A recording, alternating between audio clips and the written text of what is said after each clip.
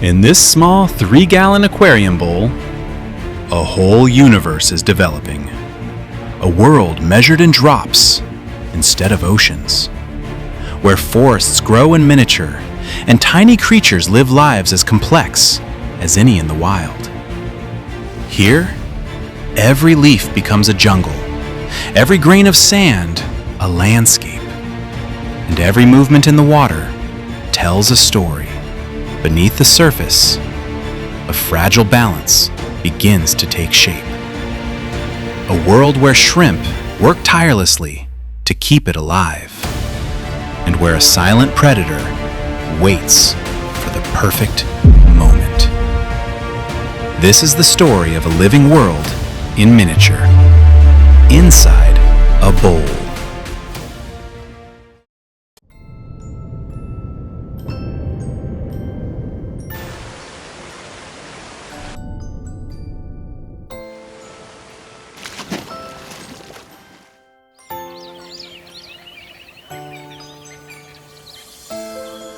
Life can be found in the most unexpected places. Across millions of acres of land, through vast oceans, and along tens of thousands of rivers, life continues to thrive. Even in the stillest or the murkiest waters, life always finds a way. But what if an entire world of life could exist inside this tiny ecosystem?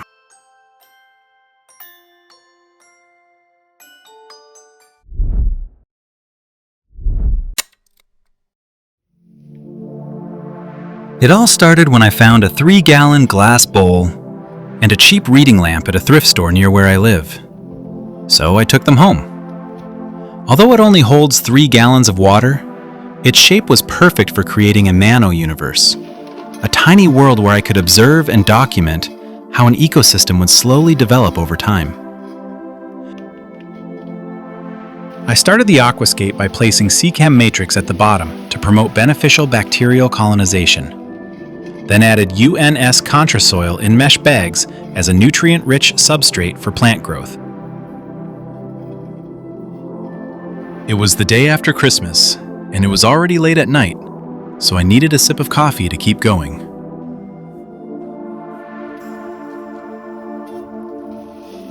I continued shaping the substrate, then topped everything off with black quartz sand.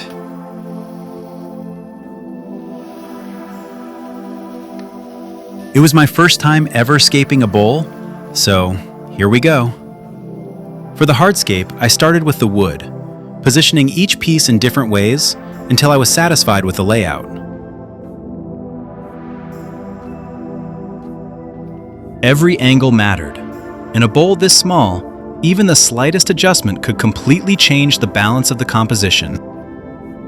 Okay, I think I got it!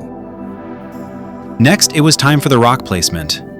I chose red lava rock, which contrasts beautifully with the black substrate sand and also provides an excellent surface for beneficial bacteria.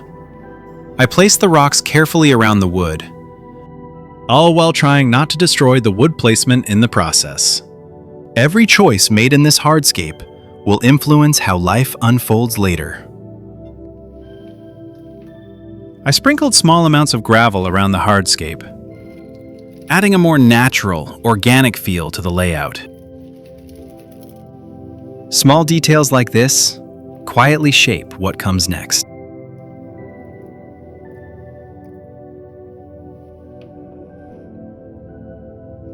With the hardscape ready, it was time to start planting around the bowl.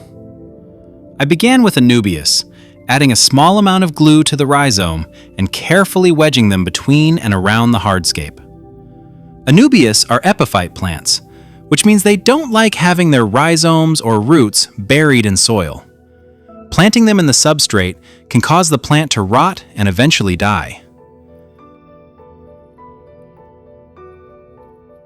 Then I wedged the banana plant, also known as Nymphoides aquatica, between the two pieces of wood as the centerpiece of the layout. I planted some Monte Carlo with tweezers, hoping it adapts and doesn't die after coming from a CO2-injected tank. Now it was time for the beautiful Cryptocorini parva, a small, slow-growing plant that adds scale and fine detail to this bowlscape. Interestingly, it's one of the smallest crypt species and stays compact even as it matures. Finally, we slowly fill the bowl with dechlorinated water, using a paper towel to keep the sand undisturbed.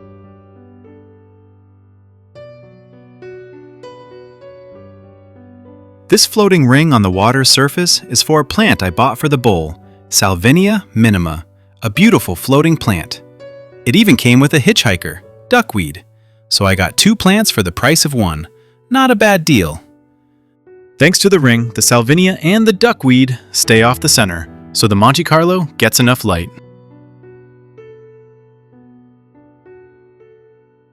I added a small sponge filter to the bowl, which includes a chamber for biological media.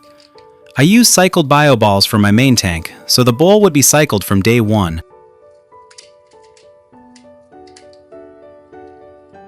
I used a mix of soft tubing and a bent hard tube to connect the filter to the air pump, cutting the tubing to size first. Oops! Don't worry guys, I'll pick it up later. This thing is seriously giving me a hard time.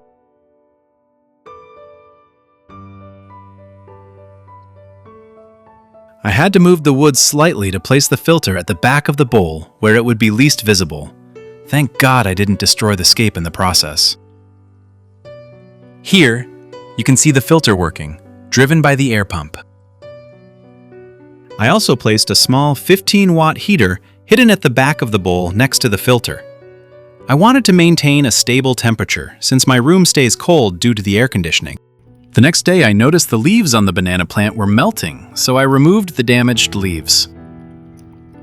I grabbed my trusty scissors and carefully cut the leaves one by one. I removed the leaves from the surface of the water, leaving only one healthy leaf on the plant.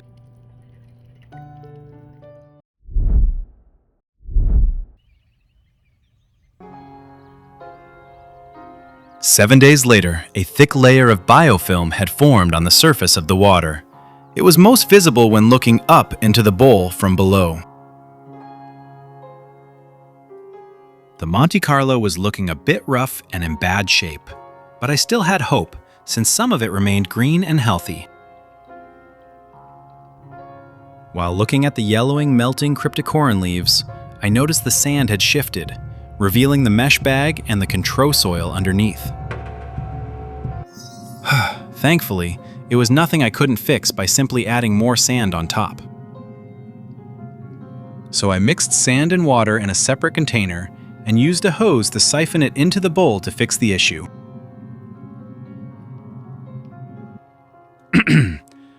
As you can see, there's no contrasoil visible anywhere now. Seven days later, I noticed what looked like a tiny creature jumping on the water's surface. It was a copepod, and the one you see here is a female, easily identified by the egg sacs she carries on each side. Copepods are a key part of aquatic ecosystems, helping break down waste and serving as food for many other organisms. Their presence is a good sign, showing that this tiny ecosystem is already becoming established. As you can see, there are other worm-like creatures that I haven't identified yet. If you know what they are, let me know in the comments. Wow, did you see that? Let's replay it in slow motion. It looked like a male copepod approached the female, and she rejected him. While scanning the glass in search of more life, I also noticed an ostracod, a tiny crustacean enclosed in a clam-like shell, found in nearly all aquatic habitats around the world.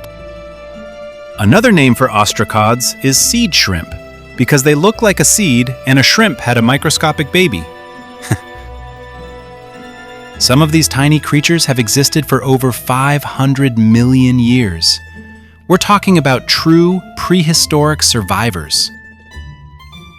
Here you can see an ostracod next to a dwarf ram's horn snail for comparison. The snail measures less than 0.3 inches in size, tiny, right?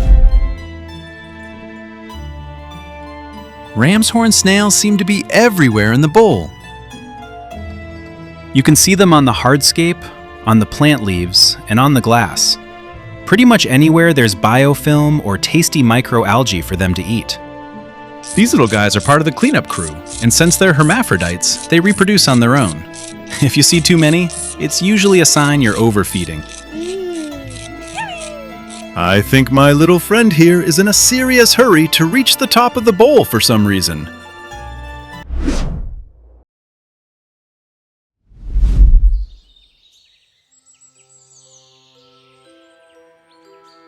"20 days later, things are looking much more stable. The salvinia looks healthier, and there's even a tiny fly resting on top of it. So small that I couldn't identify exactly what kind it was. Curious to see what had changed after 20 days, I continued scanning the bowl for new life. So far, it's mostly the same creatures, nothing new just yet. But if you look closely enough, you'll always find something. This time, I found something different. Something a little creepy. A mosquito larva. Such unexpected guests. You can actually see how it feeds. Despite their reputation, mosquito larvae don't feed on blood. They survive by filtering biofilm, bacteria, microalgae, and tiny particles of organic matter from the water. Despite their appearance, mosquito larvae are harmless in this stage of their life. In fact, they play an important role in the ecosystem, serving as food for many other creatures. To my surprise, there wasn't just one, they were everywhere. I couldn't believe my eyes. You don't see this every day. You could see this too feeding on the leaves of this dying salvinia. Oh, just look at the segmentation of their bodies. Mosquito larvae breathe atmospheric air through a small respiratory siphon located at the end of their bodies. That tiny dark tip you see at the tail is the siphon they use to reach the surface and breathe. They do this by extending the siphon through the surface of the water. That's why they need calm, relatively still water to survive. I also realized that some of the larvae had already reached the pupal stage, which meant they were almost ready to become fully developed adult mosquitoes. And since the bowl is in my room, that probably meant I was about to start feeling those itchy bites at night.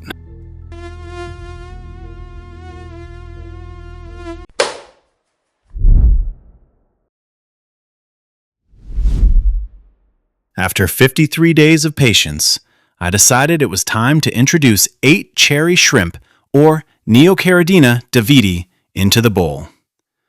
But when I did the final count, only 7 remained. Somewhere during acclimation, one had escaped.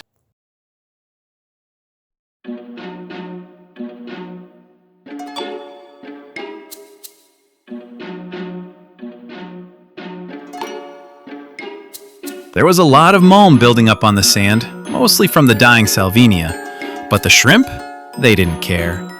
They just tiptoed right in and started eating, like it was snack time. I guess it tastes good to them, who knows? Honestly, I didn't expect them to eat that fast. And that's when I realized they weren't just shrimp. They were the cleanup crew. Tiny, but extremely efficient. Like underwater janitors. And that's when I realized something strange. Even with all that mulm in the bowl, there wasn't any algae. And for some reason, the salvinia wasn't thriving. Not even the duckweed. And duckweed multiplies like crazy. So I started to suspect the light I bought with the bowl, maybe it just wasn't enough. And that's when I decided to buy a new one. But before I could install the new light, I had to build a base for it. A base that would let me attach the light properly, because the shape of the bowl didn't make it easy. There was nowhere to clamp it. I had to get creative. So I made a quick trip to Michael's. I picked up a round wooden piece, a square wooden board, some wood glue, and a few small wooden blocks for support. Nothing fancy, but it was exactly what I needed. And then I got to work. Once I had everything ready, I started putting the base together, piece by piece. It was simple, but it worked. And just like that, this is how it turned out. Look at that! It actually turned out really nice. I think I did a pretty good job. The light fits perfectly now, and the whole bowl just looks brighter. It finally feels like everything is starting to come together. But things aren't always perfect. As I looked inside the bowl, I noticed one of the shrimp had died. I'm not exactly sure what happened. Maybe the shrimp didn't fully adapt to the new parameters. Or maybe it was this little worm-like creature I noticed. It kind of looks like a planaria, but I'm not completely sure. If anyone recognizes it, let me know in the comments. Even though it's sad to lose this little guy, in nature, nothing really goes to waste. Where we might see loss, other creatures see opportunity. An opportunity to feed. But life in the bowl keeps moving. The shrimp are still busy, grazing, exploring, and doing what shrimp do best, keeping everything clean. After watching them work for a while, I decided to give them a little bit of protein. Just a tiny piece of fluval bug bites. And as soon as it touched the bottom, they all rushed in. Suddenly, everyone wanted the same piece. There was a bit of pushing and a little shrimp competition. Nothing too serious. But clearly, everyone wanted a bite.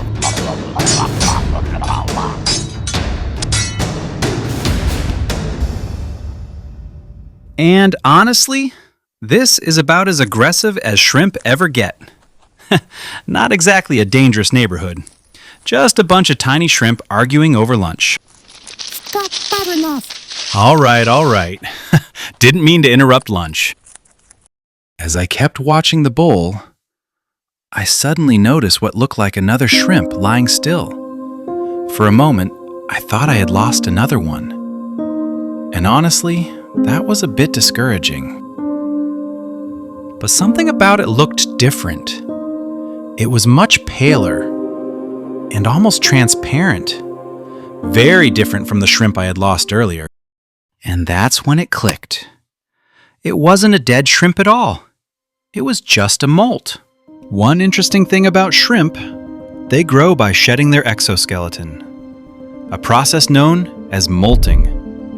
And when it happens, they leave behind what looks exactly like a transparent dead shrimp, which can be pretty confusing the first time you see it.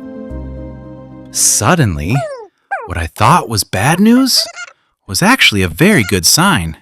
It meant the shrimp were growing and possibly even getting ready to reproduce. And sure enough, when I looked a little closer, I noticed one of the females was carrying eggs. A buried shrimp. The next generation already on the way. She had a cluster of tiny yellow eggs under her belly, and she was constantly fanning them, using her swimmerettes to keep them oxygenated and healthy. And she wasn't the only one.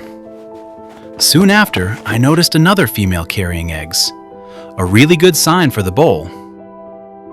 Life was clearly starting to establish itself in here.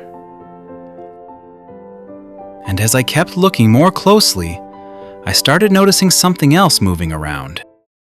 At first, it looked like a tiny, clear baby shrimp, or maybe something that had probably been living in the bowl for a while. But when I took a closer look, I realized it wasn't a baby at all. It was a scud. And this was actually a fully grown adult. Scuds. They might not look like much at first, but they're actually a really important part of the ecosystem. They spend most of their time feeding on decaying matter, breaking things down and recycling nutrients back into the system. And they're incredibly active, constantly moving, hiding, and exploring every little corner, which makes them both helpful and a little unpredictable. Look at the way it moves those tiny legs, like it's always ready to run when it needs it. Scuds are crustaceans as well, so they shed their exoskeleton just like shrimp do. And this right here is the molt left behind by one of them. About 3 weeks later, I was recording through the algae on the glass, trying to capture a cool shot of this ostracod doing its thing, when I noticed something strange moving in the bowl. At first, it looked like a weird little scud, but when I looked closer, it wasn't a scud at all. It was a baby shrimp. One of the females had given birth. The next generation of cherries was already here. And it was already doing its thing, cleaning like a tiny janitor. I love that. I was excited, but also a little worried. If too many of them grew up, they could eventually throw off the balance of the system. And that's when I realized I might have to do something about it. A decision that could change everything on this little shrimp empire.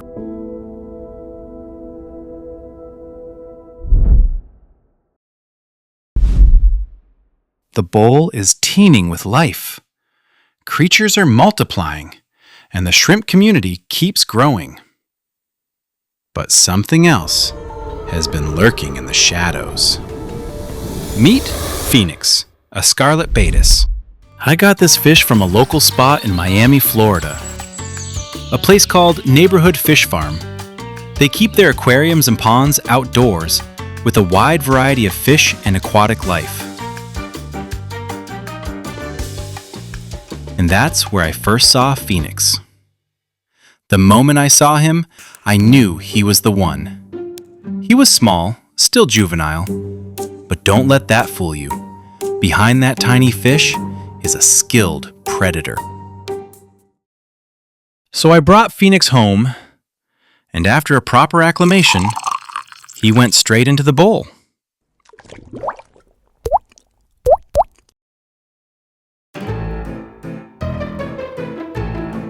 Right away, Phoenix began exploring the bowl. He seemed completely comfortable, not a single sign of stress. Out in the open, inspecting every little corner of the hardscape. Shh! Look, I think he spotted something.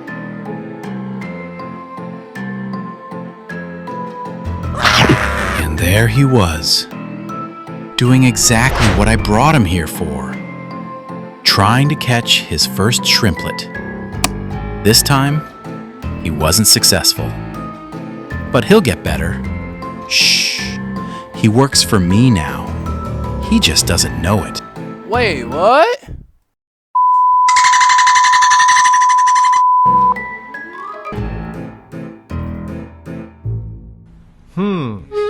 The Scarlet Badis, also known as Dario, is a small fish native to the slow-moving, shallow waters of India, where it lives among dense vegetation and calm surroundings. Despite its tiny size, it is a true miniature predator, designed to hunt anything small enough to fit in its mouth. Unlike many fish, it rarely accepts dry food, relying almost entirely on live prey, making it a highly specialized and selective hunter. It doesn't chase endlessly. It observes, analyzes, and strikes at the perfect moment, using its sharp vision to detect even the slightest movement.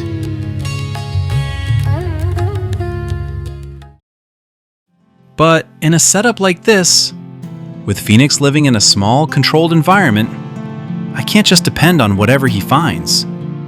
So I also feed him grindle worms. They're really nutritious for him.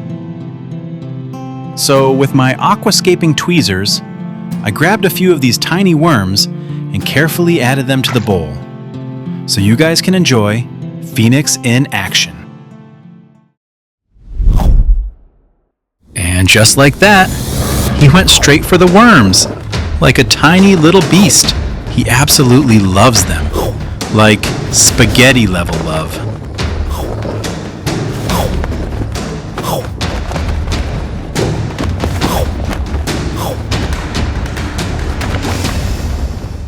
And just like that, he wiped them all out. Yeah, he's a big boy now. Over time, this small ecosystem found its balance. What started as a simple 3-gallon bowl became something much more. The shrimp continue to keep the bowl clean, and Phoenix keeps their population in check. Even though I haven't actually seen him catch one, I've definitely noticed fewer shrimplets over time. I love watching Phoenix swim from my bed, especially when he passes by the curved glass. The way it bends the light creates a magnifying effect, making him look bigger than he really is. And even though he's still young, his colors will only grow stronger, brighter, and more vibrant, becoming the true jewel of this little ecosystem.